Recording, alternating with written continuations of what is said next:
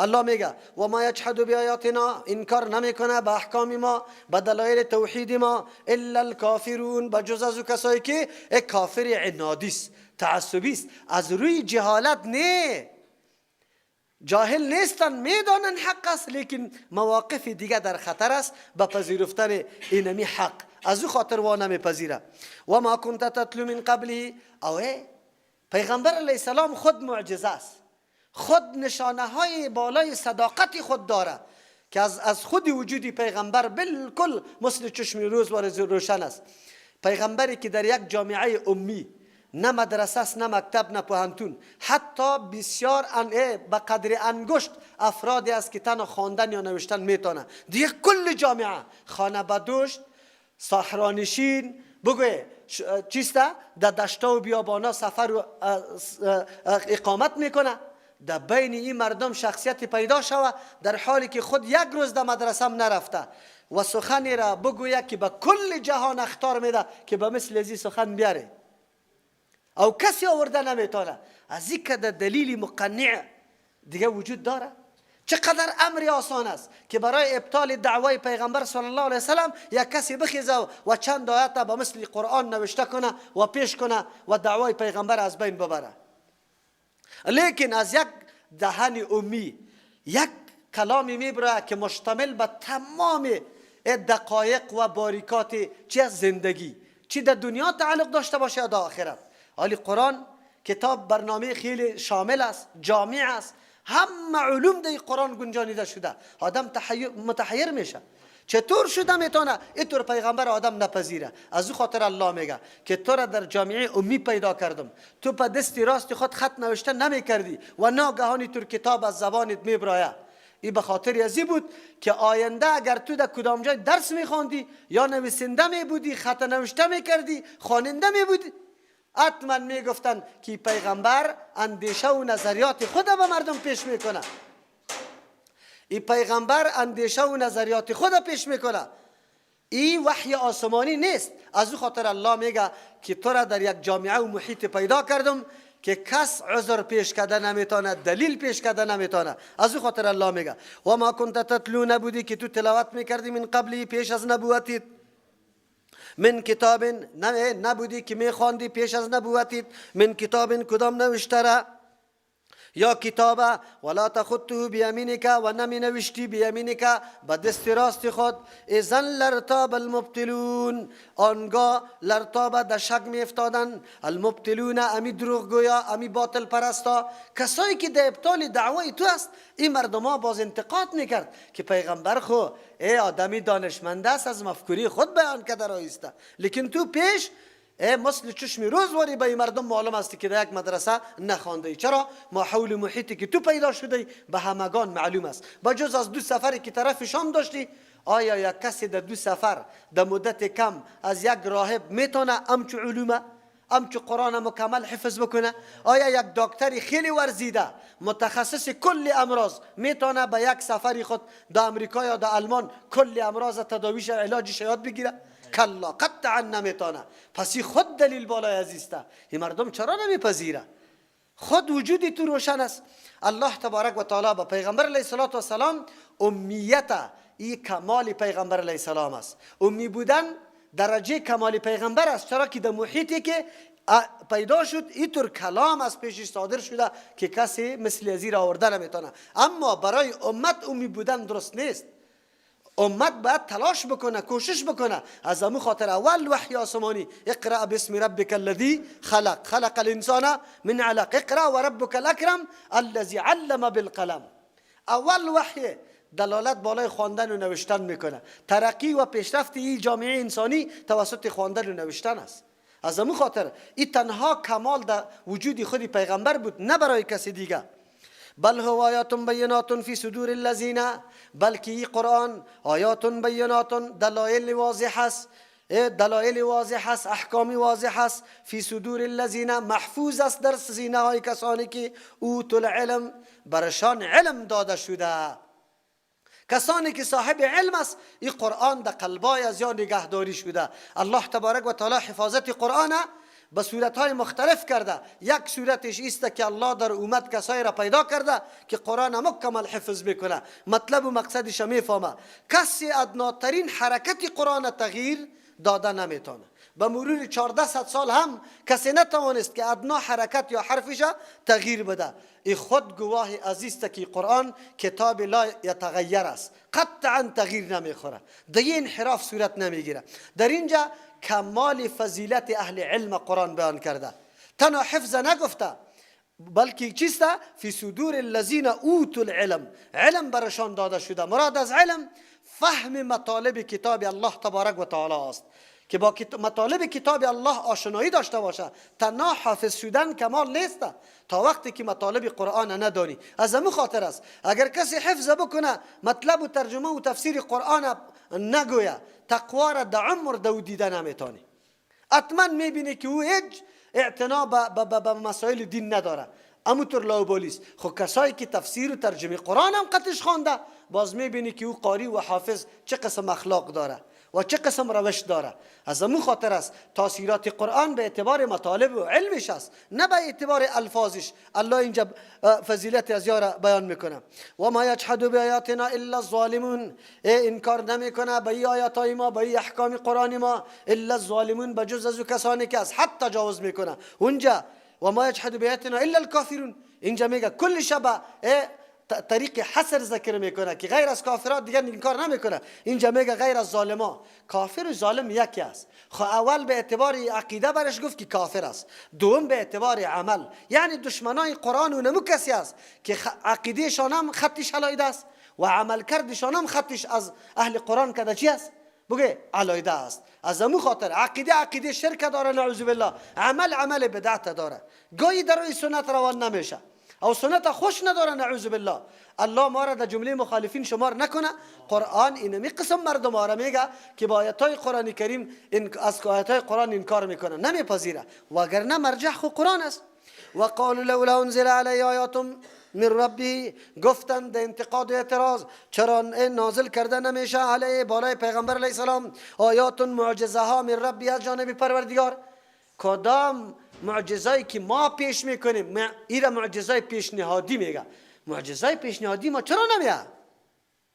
یکی الله تبارک و تعالی جواب اینطور مردم ها را که این را بهانه برای نه ایمان آوردن خود قرار میدن. برادر، این مردم ها اینقدر شیطان صفت زیرک بودن که این اعتراض چرا میکردن؟ قطعی اعتراض دو شکار میکردن. یکی اینطور بود که امو معجزه فرمایشی را الله روان نمیکرد، به مردم میگفت که سیکو پیغمبر ما گفتیم اینه ناورد نتونست. یکی مردمای ساده لوح فریب میدادن که سیکو آن چیزی را که ما مطالبه کرده بودیم آورده نتونست. دوم چی است؟ نعوذ بالله شکار دیگر توسط اعتراضات چطور میکردن؟ شکار دیگر به این خاطر میکردن که تمام هم و غم پیغمبرها چی باشه؟ هر روز یک معجزه هر کس طلب کنه و پیغمبر هم معجزه را آورده بره. حالان که وظیفه و مسلک پیغمبر دعوت است، مردم فهماندن است، عقیده را برش گفتن است. اینطور نیست که فقط تمام روز اقتراحات و سوالای مردم و پیشنهادهای مردم برآورده بسازه. سعی کنه دشمنای دین اگر از دیگر را تخریب نتونستن وقتی تو را مصرف میکنه، سوال میکنه بیجا سوال. مولوی صاحب همینجا جر بحثی ماسته مادر موسی علیه السلام چی نام داشت؟ خاک ده سرید. مادر موسی علیه السلام تو چی میکنی نامیشه؟ الله از پیش در قبر از مادر موسی امونجا دمو تلفن برش بگو که خو گپ ازی بزن که دعوت موسی علیه السلام اولین دعوتی که داده چی است؟ ولی قرامش باز برش بگو که لا اله الا الله چی مطلب داره، محمد رسول الله چی مطلب داره. دوره خود تو گرفته پشت نام مادر موسی علیه السلام میگردی او اینجا عقیده توحید الله را یاد نداری، الله را نمیشناسی، خود مؤمن هم میگی. این سوالا را مولا جواب نگوید، کلا که یادم داشته باشه این سوالا را جواب نگوید، به خاطر که این موقع زمینه مساعد میشه به این مردم دیگه پشت اینمی سوالا میگرده. این ضیاع وقت میگه، اینمی دستایش شیطانی است. مثل که قرآن اینجا ذکر میکنه ما باید اینطور سوالا را جواب نگویم. خدایی وطن کسی که نمیطور تاریخای اسرائیلی را جواب میگه بزرگ عالم است. نه بزرگ عالم ما گفتیم کسی که مردم دعوت به توحید میده او عالم است. کسی که دعوت به شرک میده او را عالم نمیگیم، ولو که هر قدر خواب مقرر باشه، خواب استدلال بکنه، خواب گپش تاثیر سری مردم داشته باشه. نه چرا قرآن فیصله کرد لو کانوا یعلمون، کاش که میدانستن که به طرف شرک کسی را دعوت میده و عالم نیسته. ولی در افغانستان برعکس از کلی گپا. الله رحم بکنه. خو اینجا یا خو وقالوا لولا انزل علیه آیات، عجیب گپ است. چقدر نعوذ بالله بیعقلی است. یا معجزه حسی را طلب داره مثل ید بیضای عیسی علیه السلام واره، موسی علیه السلام واره، یا مثل عصای موسی علیه السلام واره، یا یک کور چی شوه صحت یاب شوه مثل عیسی علیه السلام واره. ولی اون معجزه ها فقط دمو زمان بود و دیگه هیچ برنامه را شامل نبود، فقط تصدیق نبوت پیغمبر میکرد، دیگه کدام چیز در بر خود نداشت، در ضمن خود نداشت. تعجب است که او تر معجزه را طلب میکنی و این معجزه. قل انما الآیات عند الله، اول خو نظری شرکی تو رد میکنم که معجزه را شما میگی در اختیار پیغمبر است، هر کس که بخواه بیاره. کلا قطعا نه، معجزه در اختیار کیست؟ کرامت در اختیار کیست؟ الله تبارک و تعالی است. ایرا ظاهر کرده نمیتونه. و کسی که دعوا میکنه که من دیوال سوار میشم چو میگم میره، او شیطان است، او دجال است، او ولی نیست. ولی گاهی ادعا نمیکنه که من نمی کارا میتونم، قطعا نه، خبر نداره ولی که چی کار از ما صادر میشه. پیغمبر خود میگه، قل بگوی پیغمبر علیه السلام انما الآیات، یقینا معجزه هایی که شما طلب میکنی عند الله، مکمل پیش الله است، اختیارش پیش الله است. ما بنده های عاجز هستیم، ما نمیتونیم پیشنهادهای شما را پذیرفته و هر چیز بیاریم. و انما انا نذیر مبین، پیغمبر وظیفه و مسئولیت خدا میگه من مثل شما بشر هستم. انما انا نذیر مبین، یقینا ما نذیر، نمیگه که بشیره، چرا که قطع جامعه مخالف رو بروست، مخالف انذار طلب داره از عذابای الله، او را بیم بده که در این عقیده و دینی که فعلا است شما، در این عقیده و دینی که شما است این موجب عذاب است، باید خدا نگاه بکنی. برادر تبلیغ ما که میاد بشارت میده، مردم عقیده شرکه، یک درو داره یا انذار شوه که شرک نکنه که در بدر میشه. اول انذار است، انذار نمیکنه میگه توڑ پیدا میکنه. چی میکنه؟ میگه توڑ، جدایی پیدا میکنه، نفاق پیدا. ایران نفاق میگه، نفاق نیست. مولوی صاحب امام بمی جال شیطانی گیر آمده، میگه نه اگر این مسائل بگویم باز چی پیدا میشه؟ بگوی توڑ پیدا میشه، جوڑ پیدا کنیم. قصه های نوح علیه السلام از کشتی شبکو خیر و خلاص، خدا توحید و شرک گپ نزن، چرا که توڑ پیدا میشه. ولی انبیاء علیهم السلام که آمد اول توڑ پیدا کرده یا جوڑ؟ اول توڑ پیدا کرده. بس عقیده حق بیان کرده، نزاع پیدا شده. اگر کسی خود وارث پیغمبر میگیره امی قسم دعوت بده. قرآن هم اینجا میگه و انما انا نذیر، یقینا جز این نیست که ما نذیر بیم دهنده هستم به کمال شفقت و دلسوزی. اینطور نه که قارم سر شما آمده دلم میسوزه. شما مردم کدام طرف روان هستی؟ چی مفکوره داری؟ چی میکنه؟ مبینون چطور نظارت میکنه؟ پتکی مولا صاحب در تو میگه حق است، خدا ملای عام گفته نمیتونه. انبیاء علیهم السلام مبین بود، انذارشان چی بود؟ بگه بنگی برالا میگفت قولوا لا اله الا الله تفلحوا. بس بگوی لا اله الا الله، غیر از الله دیگه کس مستحق عبادت نیست، نه بت نه چیست، پیر نه ولی، نه هیچ کس این کامیاب میشه، در غیر از او کامیابی نیست. مردم شروع میکرد در مقابل پیغمبر. خب پیغمبر خیلی کارا گفته. الله چی میگه؟ اولم یکفیهم، آیا برشان کفایت نمیکنه؟ در اینجا اثبات صداقت کیست؟ بگه صداقت قرآن و صداقت رسالت پیغمبر علیه السلام که نبوت پیغمبر حق است. اولم یکفیهم، امی کلام کی گفته میشه در محاوره با شما؟ اولم یکفیهم، یک آدم از تو طلب خدمت میکنه، چی برات میگه؟ یک بخاری خو برام بیار. تو برش میگی که عجیب که پس یک بخاری چیست؟ آیا بری تو خو یک منزل دادیم، بلدنگ دادیم، این برات کفایت نمیکنه به خدمت؟ یک بخاری را طلب داری؟ الله تبارک و تعالی میگه شما معجزه را طلب داری مثل معجزه موسی و عیسی علیهم السلام واره. آیا قرآنی کتاب این معجزه جاودانی، این معجزه که سراسر رحمت و ذکر و نصیحت است، این براتون کفایت نمیکنه؟ الله اکبر. کسی که این برش کفایت نکنه این معجزه های دیگه به طریق اولا کفایت نمیکنه، چرا که در صدد حق طلبی نیستن و فقط مشکل تراشی ایجاد میکنه. و منظورشان نیست که معجزه بیا ما ایمان بیاریم، و فقط پیغمبر مصروف نگاه میکنه، در غم مندازه شکل معجزه را از کجا کنه، مردم توسطی عمل خود فریب میده، نعوذ بالله. نه، اینجا الله میگه اولم یکفی ما، یا برشان کفایت نمیکنه انا انزلنا، که یقینا ما میفرستیم. معجزه در قدرت پیغمبر شد؟ نشد. ما میفرستیم. چرا؟ اگر در قدرت پیغمبر می بود، اگر در قدرت پیغمبر می بود که پیغمبر می آورد، گپی کفار در حق پیغمبر صدق میکرد یا کذب میشد؟ کفار چی میگفت در حق پیغمبر؟ الا افتراه، نیست این قرآن مگر چی کرده؟ وحی نیست مگر چی کرده؟ از خود جور کرده. اگر پیغمبر قدرت می داشت، خب باز گپی کفار صادق میشد که از خود جور کرده.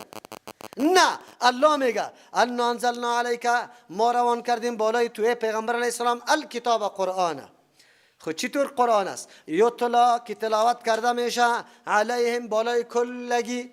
معجزه نیست که قطعی موسی علیه السلام یک جای باشه، هر جایی که موسی باشه امونجا معجزهش باشه علیه السلام. نه، کتابی است که تلاوت کرده میشه در کل گوشه های جهان، در هر منطقه. این قرآن اخطار میده به کل مردم.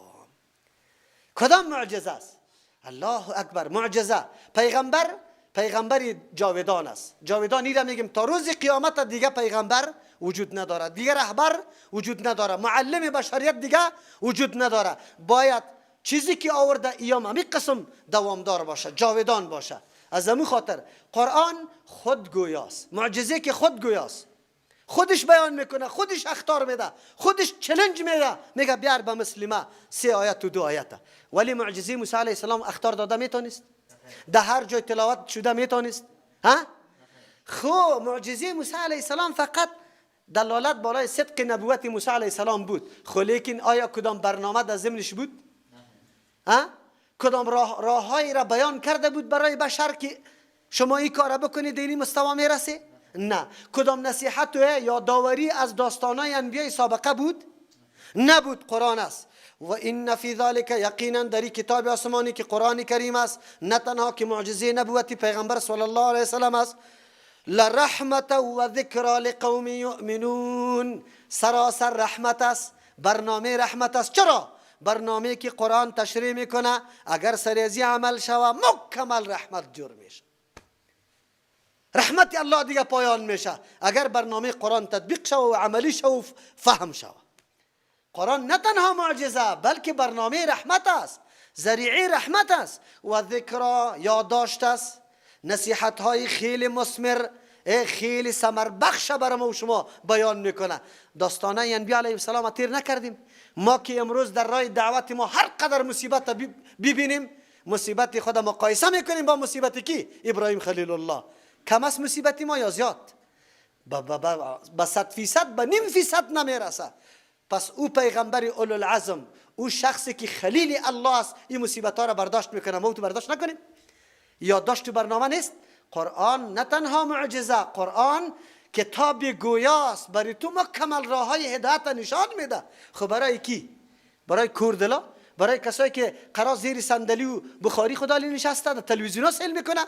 کسی که دروازه های قلب خدا با قرآن باز میکنه. لقوم یؤمنون، برای قومی که دروازه های قلب خدا به نور قرآن باز میکنه. قرآن نور است، خود تو دروازه تواز کن. یا کسی که در خانه نشسته یا آواز نشنوه، این پیام قرآن نمیفهمه که قرآن چیست، قرآن کدام کتاب است. بله، یو مؤمن او کسی است که در صدد طلب امین نور قرآن است. اینا مؤمن میگه.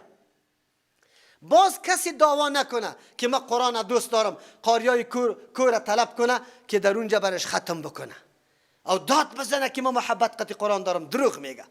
اگر محبت با قرآن داری، برنامه پشتر روی مسجد نصب شد، چقدر وقت است؟ 3 ساعت تفسیر قرآن است، 1 ماه انشاءالله که به هر وجه باشه کلی کارهای خود تعطیل میکنم، در درس قرآن شریک میشم. چرا که قرآن کتاب الله است.